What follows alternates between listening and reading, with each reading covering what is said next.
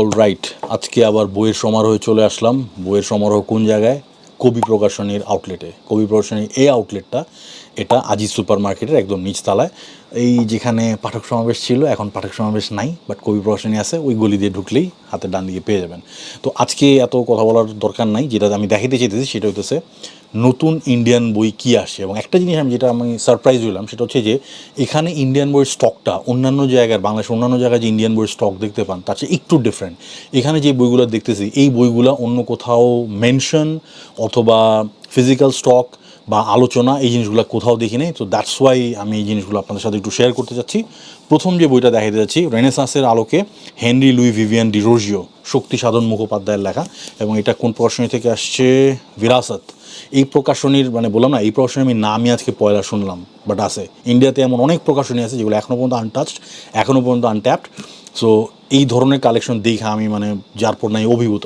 তো ফ্যান্টাসি একটা বই, ফ্যান্টাস্টিক প্রোডাকশন, টপিক এখানে মানে বইয়ের টাইটেল যা, টপিকও তাই। বাদ বাকি যারা কালেক্ট করবেন তারা পড়ে নিতে পারবেন। আচ্ছা, তন্ময় চক্রবর্তীর এবং পত্রভারতীর একটা বই। পত্রভারতীর প্রোডাকশন আমার সবসময় দুর্দান্ত লাগে, এটাও তার ব্যতিক্রম না। এটা তন্ময় চক্রবর্তীর লেখা। বিশ্বপথিক রবীন্দ্রনাথ। রবীন্দ্রনাথ যে একজন পরিব্রাজক বা ভ্রমণ সাহিত্যিকও হইতে পারেন, বা তার ভ্রমণের যে পিপাসা ছিল, ভ্রমণ পিপাসা কী ধরনের ছিলেন সেই ব্যাপারটা, এবং তার ভ্রমণের যে হিস্ট্রি, একদমই যেখানে পিছনে দেখেন তার যে পাসপোর্ট ডিটেলস সহ দেওয়া আছে। তো এই পুরো জিনিসটা এখানে ডকুমেন্টেশন করা হয়েছে। তো এটা একটা প্রামাণ্যচিত্র বা তথ্য প্রামাণ্যচিত্রই বলতে পারেন রবীন্দ্রনাথের বিষয়ে, এবং ওনার ভ্রমণ এবং বিদেশ ভ্রমণ, এই জিনিসগুলোই এখানে হাইলাইট করা হয়েছে। তো এই ধরনের টপিকে বই আমি এই প্রথম দেখলাম। পত্রভারতীর খুব দুর্দান্ত একটা, ইভেন পত্রভারতীর পেজেও আমার ফলো আছে, ওখানেও আমি এই বইটার ব্যাপারে খুব একটা আলোচনা দেখিনি। আশ্চর্য ব্যাপার যে এই বই এখানে আছে। সিগনেট প্রেস, এইটা আরেকটা প্রকাশনী যেটা দুর্দান্ত কাজ করে, বাট এদের নিয়ে আলোচনা কম হয়। এদের যে বইটা, ইদানিং তো গালিব নিয়ে অনেক চর্চা হচ্ছে, তো এটা হচ্ছে সুখন এ গালিব। তো এটার সংকলন, সম্পাদন, অনুবাদ সবই করছেন শঙ্কর বন্দ্যোপাধ্যায়, এবং গালিবের নির্বাচিত কাব্য সংগ্রহ নিয়েই হচ্ছে এই বইটা। আর এটার একটা জিনিস যেটা আমার ভাল লাগছে, যে এই শুধু অনুবাদ করে দেওয়া নাই, অনুবাদের সঙ্গে যেই কঠিন ওয়ার্ড বা যেই অপ্রচলিত বা যেই ওয়ার্ডগুলোর মিনিং হয়তো বা কম চর্চা করা হয়, সেগুলোর আলাদা করে মিনিং দেওয়া আছে। তো এই জিনিসটা আমাদের দুর্দান্ত লাগলো। Fantastic work, fantastic piece of work, এবং মানে সাইজ, শেপ, ডিজাইন সব মিলে মানে গালিব প্রেমীদের জন্য অবশ্যই কালেক্ট করার জন্য মতো একটা বই। আচ্ছা, এই বইটা একটু ডিফারেন্ট, এইটাও দারুণ একটা বই। এটার টপিকটা আমি শিওর অনেকের কাছে ইন্টারেস্টিং লাগবে। ধানসিঁড়ি প্রকাশনী, ধানসিঁড়ি আরেকটা প্রকাশনী যেটা নিয়ে কথাবার্তা খুবই কম হয়। এটা হচ্ছে বিরিয়ানি বন্দেশ, নীলাঞ্জন হাজরার। তো বিরিয়ানি রিলেটেড বই একটা দুইটা আমি এর আগে চোখে দেখছি, বাট এখানে যেভাবে জিনিসটা একদম ইতিহাস এবং এরকম কালার্ড, মানে এরকম কালারফুল ইলাস্ট্রেশন সহকারে, একদম হিস্টোরিক্যাল ব্যাকগ্রাউন্ড এবং রেসিপি সহকারে যেভাবে আলোচনা করা হয়েছে, এই ধরনের ডকুমেন্টেশন আমি দেখি নাই। তো বইটা একটু মানে বইটা একটু কাস্টম সাইজের, মানে একদম স্ট্যান্ডার্ড সাইজও না, আবার রয়্যাল সাইজও না, মাঝামাঝি। এই সাইজটা সাধারণত পত্রভারতী করে, ধানসিঁড়িও দেখলাম এই ধরনের সাইজের বই করছে। তো ফ্যান্টাসি একটা বই, মানে যারা বিরিয়ানি বিলাসী যারা আছেন, বা ভোজন সাহিত্য যারা, বা খাদ্য সাহিত্য যারা পড়তে চান, তাদের জন্য এটা অবশ্যই পড়ার মতো একটা বই। আচ্ছা, এগুলি আমার টপিক, এগুলি আমার ভালো লাগে বেশি, সবার হয়তো ভালো না লাগতো। এটা হচ্ছে অসুর তত্ত্ব, ডিমোনোলজি।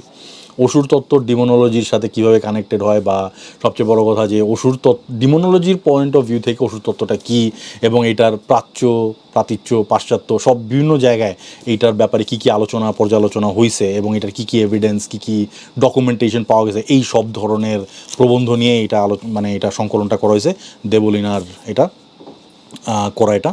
এবং এটা প্রজ্ঞা পাবলিকেশন অল্প কটা বই আমি দেখছিলাম মনে হয় লাস্ট লটে। এনিওয়েজ, তো প্রজ্ঞা পাবলিকেশনের দারুণ একটা বই এটা।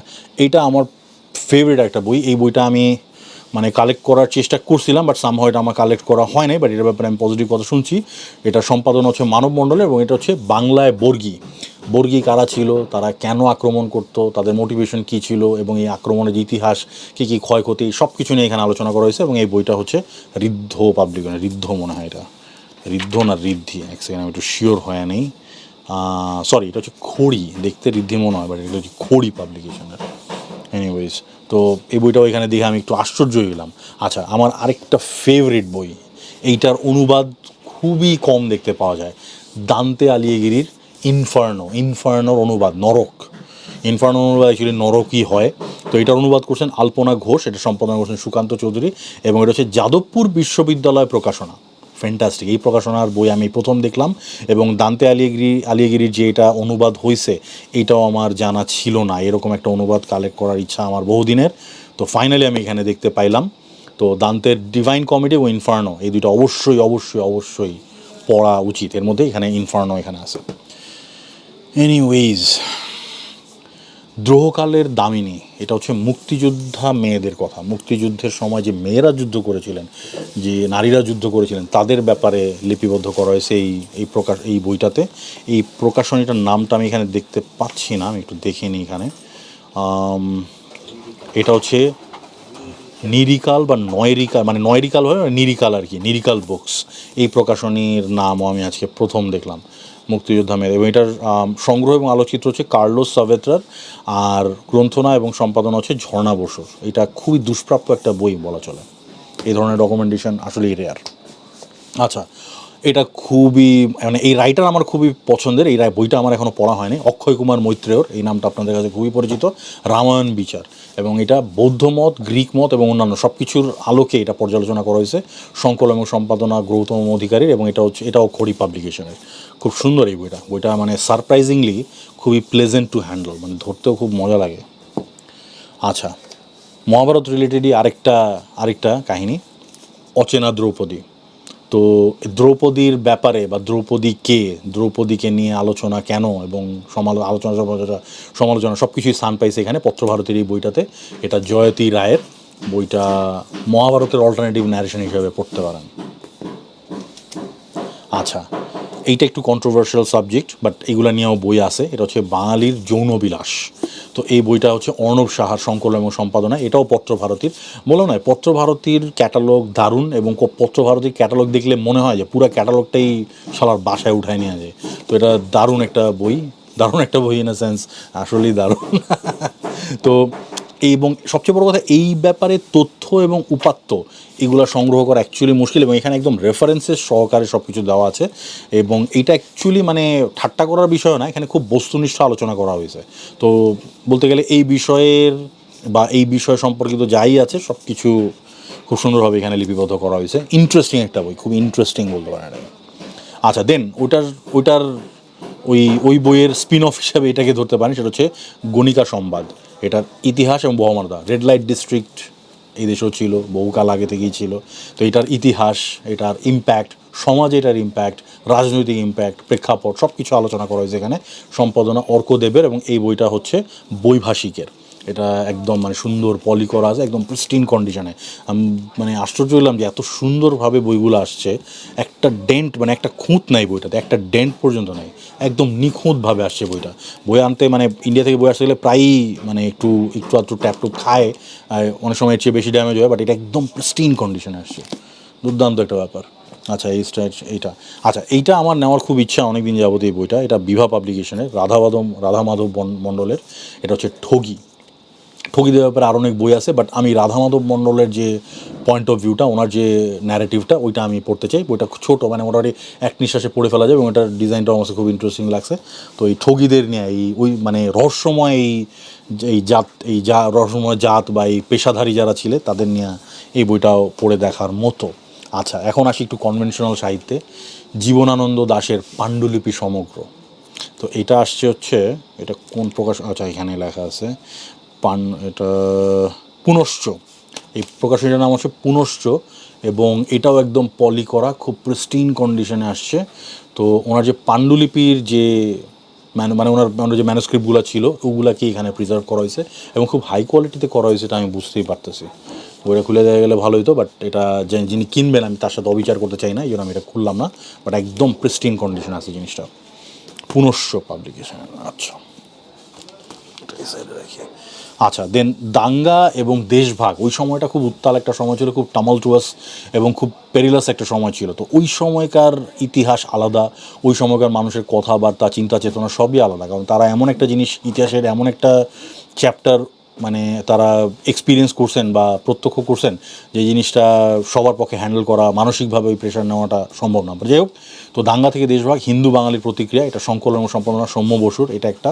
আর দেন হচ্ছে মুসলমান বাঙালির প্রতিক্রিয়া, দুইটা পয়েন্ট অফ ভিউ এখানে উল্লেখ করেছে, এই দুইটাই খড়ি পাবলিকেশনের। তো দাঙ্গার সময় এবং দেশভাগের সময় ওই ওই টামালটুয়াস সময়ের ব্যাপারে যদি আপনারা পড়তে চান তাহলে ডেফিনেটলি দুইটা বই পড়া উচিত। আচ্ছা, একটা বই যেটা আমার উইশ লিস্টে বহুদিন যাবত আছে, বাট এটা এখনও এটার প্রাইস অনেক, এটার জন্য এটা এখনও কালেক্ট করা পারি নাই। এটা শব্দ প্রকাশনী আমার আরেকটা খুব পছন্দের একটা প্রকাশনী। শব্দ প্রকাশনী অনেকগুলো বই আমার অলরেডি আছে। তো এটা হচ্ছে অস্ত্র, প্রাচীন থেকে আধুনিক। এটা একটা এনসাইক্লোপিডিয়া বা মিনি এনসাইক্লোপিডিয়া বলতে পারেন, বিভাস রায়চৌধুরীর। তো অস্ত্র শস্ত্র তো প্রাচীনকাল থেকে আজ পর্যন্ত ইউজ হয়ে আসতেছে। মানুষ প্রথম দিকের যে ইনোভেশনগুলো ছিল, এর মধ্যে one of the innovations were weapons, যেটা দিয়ে শিকার করে খানা খাইতো। তো এখন থেকে আস্তে আস্তে এটার ক্রমবিকাশ এমনভাবে হয়েছে এবং এটার এভলিউশন এমনভাবে হয়েছে, এখন এটা অন্য পর্যায়ে চলে গেছে এবং আরও কী কী চেঞ্জেস আসবে উই ডোন্ট ইভেন নো। তো যাই হোক, তো এটারই একটা মিনি এনসাইক্লোপিডিয়া হচ্ছে অস্ত্র। এই জিনিসটা পড়ার আমার খুব ইচ্ছা, এই বইটাও কালেক্ট করার আমার খুব ইচ্ছা। দুর্দান্ত একটা বই, এটা শব্দ প্রকাশনের। আর then the icing on the cake, মানে এই পুরা যে লটটা দেখছেন, এই পুরা লটের মধ্যে সবচেয়ে সুন্দর যে বইটা আমার হাতে উঠছে এবং এটার ফিলিং কীরকম এটা আমি আপনাদের বুঝে পারবো না। একদম একটুকু বলতে পারি যে মখমলের মতো মনে হবে। যে এটা কীভাবে কী ধরনের ম্যাটেরিয়াল দিয়ে এটার উপরে ডাস্ট কাভারটা তৈরি করা হয়েছে, I don't know, but it feels fantastic. এবং এটাও সিগনেট প্রেসের। এটা হচ্ছে শ্রী রথীন্দ্রনাথ ঠাকুরের, রবীন্দ্রনাথ ঠাকুরের বংশধর শ্রী রথীন্দ্রনাথ ঠাকুর, তার সমগ্র রচনা সমগ্র এটা। এত সুন্দর বইটা স্ট্যান্ডার্ড সাইজ, একটু বড়, রয়্যাল সাইজও না, ওই কাস্টম সাইজ, সিগনেট প্রেসের। এবং এটার ছাপার কোয়ালিটি, ভিতরের কন্টেন্ট সব মিলায়া দুর্দান্ত এবং খুবই এই ধরনের বই পাওয়া খুবই মুশকিল। এই ধরনের সমগ্র আমি দেখি না। এবং এটার ভিতরে আর্ট পেপারে ইলাস্ট্রেশন দেওয়া আছে এবং ওনার বিভিন্ন ধরনের কাজ দেওয়া আছে, দুর্দান্ত। এই সংকলন কীভাবে করা হয়েছে আই ডোন্ট নো, অনেক খাটনি গেছে এটার পিছনে, এইটুকু বলতে পারি। আচ্ছা যাক, তো এই ছিল এখানে খুব এক্সক্লুসিভ। আচ্ছা, আরেকটা বই বাদ পড়ে গেছে। আচ্ছা, হরপ্পা সভ্যতা, এটা নিয়ে কিছু বই আছে, বাট হরপ্পা সভ্যতা নিয়ে এত বড় বই কমই দেখছি। তো এটা হচ্ছে কৃষ্ণেন্দু দাসের লেখা হরপ্পা সভ্যতা গ্রন্থমালার প্রথম খণ্ড, এটার আদি পর্ব আর কি বলা হচ্ছে এখানে। তো খ্রিস্টপূর্ব 8000 থেকে খ্রিস্টপূর্ব 2600 পর্যন্ত এখানে লিপিবদ্ধ করা হয়েছে। তো এই বইটাও ফ্যান্টাস্টিক। এটা আসছে হচ্ছে, এটা কি প্রজ্ঞা নাকি এটা কোন পাবলিকেশন থেকে আমি জাস্ট দেখে নিই। হ্যাঁ, এটাও প্রজ্ঞা পাবলিকেশনের, ইয়াস। তো ব্যাপার হচ্ছে এই জিনিসগুলো দেখাইলাম কী জন্য, so that you get the sense বা ইউ গেট দ্য আইডিয়া যে কী ধরনের এক্সক্লুসিভ কালেকশন এখানে আছে। এই বইগুলো নিয়ে আমার মনে হয় না খুব বেশি আলোচনা আপনারা কোথাও প্রত্যক্ষ করছেন, বা মোস্ট অফ দ্য আমি যা দেখেছি এখানে, আমি এইটুকুর দাবি সহকারে বলতে পারি যে 90% বইয়ের নাম হয়তো বা প্রথম শুনতে পারতেছেন। তো এই ধরনের কালেকশন কবি প্রকাশনীতে আসছে এবং তারা বেছে এগুলো হ্যান্ডপিক করে আনা হয়। এই ক্যাটালগটা খুবই কিউরেটেড এবং খুবই মার্জিত এবং খুবই পরিশীলিত।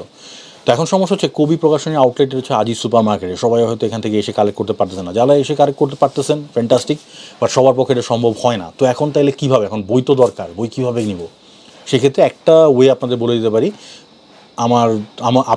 আমাদের সবার পরিচিত book shop the book Harbour, Niaz. তো নিয়াজ আজকে আসে না এখানে, ওর হয়তো একটু শরীর খারাপ, এই জন্য আজকে এখানে আসতে পারেনি, নাহলে আমার সঙ্গে হয়তো ওকে ভিডিওতে দেখতে পারতেন। তো এখানে যা যা বই দেখলেন বা কবি প্রকাশনের আউটলেটে যা ইন্ডিয়ান বই আসছে, এই সবগুলা বই আপনি বাসায় বসে অর্ডার করতে পারেন দ্য বুক হারবার থেকে। কোন বই স্টকে আছে এটার ব্যাপারে নিউজ যদি জানা লাগে, সেটাও নিয়ে আজকে নক দিয়ে জেনে নিতে পারেন। আর কোন বই কীভাবে আপনারা কালেক্ট করতে পারবেন, কনভার্সন রেট কত, এই সব ব্যাপারে ওর সাথে কথা বলে নিতে পারেন। তো এখন কবি প্রকাশনী শুধু আউটলেটে এসেই ইন্ডিয়ান বই কালেক্ট করতে হয় এমন কোনো কথা না, আপনি বাসায় বসে অর্ডার করতে পারবেন। বই কেনা এবং বই পড়া, এটা হচ্ছে মুখ্য উদ্দেশ্য। আর সবচেয়ে বড় কথা, এরকম কালেকশন দেখলে মাথা নষ্ট না হয়ে পারে না। তো এটা বাসায় বইসা যদি আপনি এই ধরনের কালেকশন এই ধরনের কালেকশন আপনি যদি হস্তগত করতে পারেন, life can't get any better than this. তো আজকে এই পর্যন্তই। Thank you very much.